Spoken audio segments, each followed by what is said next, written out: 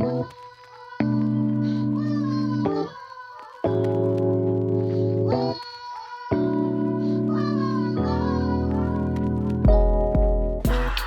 my question for you is, what do you normally drink with your meals, and what would you recommend you drink with your meals? Thanks. Oh. I normally just drink water, to be honest. Sometimes, no, pretty much always water. I don't really have like a beverage with my meals. Sometimes I'll drink like Diet Coke. I know that's bad, but that's only if I'm like eating out, or if I'm eating something really greasy. I feel like Diet Coke just works really well with like, or Coke, whatever, works really well with greasy food, but that's obviously not what I would recommend. I think water is always the best bet, or sometimes tea. You know, Asian people like to drink like green tea when they eat, and that helps, like, I don't know, your digestion apparently. But I just basically just drink water. That's my drink of choice. Yes. Hey Rose, have you found it, oh I'm sorry, have you found it cheaper to be vegan in London or Canada? Good question. That's very hard to say, because in Canada, basically I live at home in Canada, like my family's in Canada, so I don't really buy everything that, you know, I don't really buy everything for myself. You know, my parents buy a lot of things, but in London I was living completely on my own, and I was buying all of my own things. So it's very, very hard to say. And plus, I wasn't fully vegan when I was living in Canada last time, like 2 years ago. I wasn't fully vegan. I was still eating vegan probably most of the time, but I wasn't fully 100% vegan. So it's very hard to say. But I will say this, when I did go grocery shopping back in Canada, when I came back, I found that the groceries tend to be a little bit more expensive. Yeah, they tend to be a bit more expensive. Of course though, I mean, living in London, everything else is expensive. Like, you know, groceries might be a little bit cheaper, but like rent and everything else, transportation, you know, eating out, all of that stuff tend to be a lot more expensive. So I don't know, it's hard to say. Canada's not a cheap place either, so it's hard to say. I would say for vegan products, like buying like specifically vegan goods, like vegan meats and stuff like that, it's probably quite similar. But yeah, it's really hard to say. I'm sorry, that's not a very good answer. But yeah, like when I'm in Canada, I'm like, you know, I'm still at home at the moment, but I will report back when I move out. Hi Rose. Hi. Do you incorporate any exercise on a regular basis? I'm just interested to see how that ties in with your veganism. Aw, thank you for the question. I don't know why I'm like smiling so much. This is so much fun. Okay, so yes, I do. Right now is not a very good example. So basically I normally go to the gym, like I try to go like at least 3 to 4 times a week. I used to go like 5 times a week at one point, probably a long time ago, but I do try to go to the gym. So I'm not really a very sporty person. I've never been like into sports. I've never been good at sports. So for me, like I kind of have to do exercise, like going to the gym, in order for me to like, you know, maintain somewhat healthy lifestyle. Not that you need to go to the gym to, you know, exercise. You can always do exercise outside of the gym, you know that. I'm one of those people that like I can't really exercise at home. Like I try to do those like home videos, but like I just need to like physically be at a gym. So yeah, right now I haven't gone to the gym for like 3 months because I've been all over the place. I've been traveling and I've been moving back to Canada, so it's been very busy, but I am going to go back very soon and try to go like 5 times a week. And I usually do a lot of strength training, so I do like, you know, I do leg day, so I'll do like squats and lunges and all of that stuff, and then another day I'll do like upper body, so I'll do like arms and shoulders and back, and then I do like usually 1 or 2 days where I just do cardio. So yeah, that's probably what I'm gonna do. And I also walk my dog now that I'm back in Canada. I walk my dog like maybe twice a day, so that's another form of exercise. Don't discredit, you know, walking as a great form of exercise, because it is. Walking is great. Maybe I'll do a bit more hiking, stuff like that. I like hiking.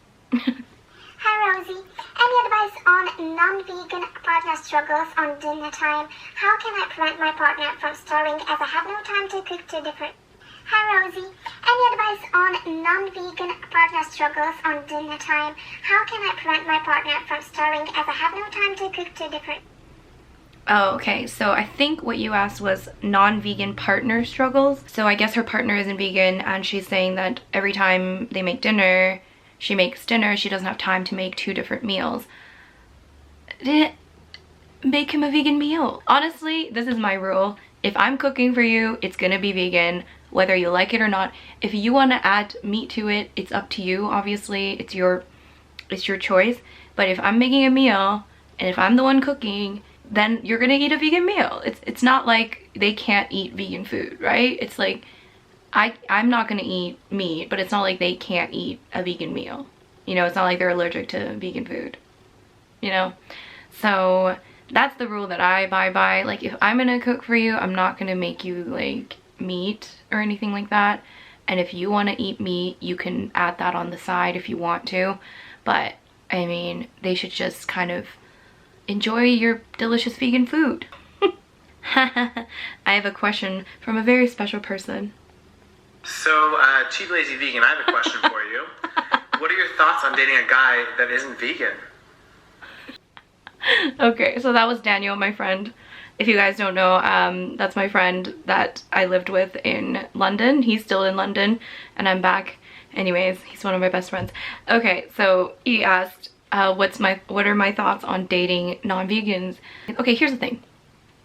If you limit yourself to just dating vegans, then your dating pool, I'm sorry, is going to be like less than 1% of the population. As if it already isn't difficult enough to find a suitable partner, you are literally eliminating like 99% of the population. So good luck to you. Good riddance. In all seriousness, if you don't feel comfortable dating a non-vegan, then you don't feel comfortable dating a non-vegan.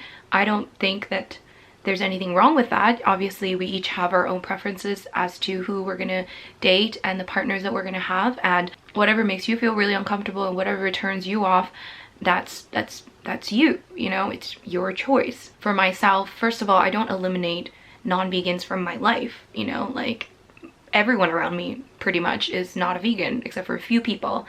And as much as I would love for everyone around me to be vegan, it's not really the reality. So I'm not going to eliminate the possibility of meeting someone or dating someone that is not a vegan, because just because they're not a vegan doesn't mean that they don't have great qualities about them. Just because they're not a vegan doesn't mean they're not good people.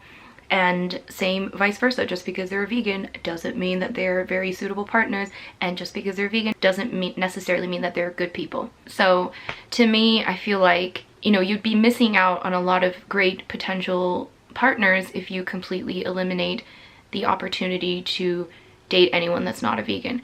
I think for me the most important thing, and I always say this, is that they need to be open-minded and they need to, you know, not be critical of what I'm doing for myself. Like, I wouldn't push veganism on them, and they just need to kind of come in with an open mind and, you know, listen to some of the things I have to say. I'm not going to push it on them. I've never pushed veganism on anyone, at least, you know, not intentionally. I may have talked about it in a very passionate manner, but I don't try to force anybody to be vegan. You can't force anyone to be vegan in the end. So I just would like someone that is open-minded and that is willing to go out and try vegan food and, you know, eat delicious vegan food with me. And yeah, and eventually maybe they'll go vegan, maybe they won't. I can't control that. But yeah, I think it's up to you. Obviously, if you don't want to date someone that's not a vegan, then you don't have to date someone that's not a vegan. So that is it, my friends, for the Snapchat Q&A. I hope you guys enjoyed this video, and let me know down below if you want me to do more of these videos. Give this video a thumbs up if you enjoyed it, and if you missed it this time, I will definitely be doing more Snapchat Q&As if you enjoy it, of course. Not if you're like, I don't really give a shit about this. Anyways, make sure you subscribe to my channel if you haven't already, and I hope you guys are enjoying this 30 videos in 30 days thing. I'm definitely enjoying it, although it's keeping me very, very busy, but it's keeping me on my toes, which is good. So yeah, make sure you follow me on Snapchat. I'll leave the Snapchat username here. It's not Cheap Lazy Vegan, although I do have that as my Snapchat name, but I don't use that one. I use the username right here. And also follow me on Instagram and Twitter and Tumblr and all of the social medias. Whew, I don't even know how many social media things I have. Also, you can like my Facebook page. Okay, I'll stop now. Anyways, thank you so much for watching this video. I will see you guys in my next video. Bye!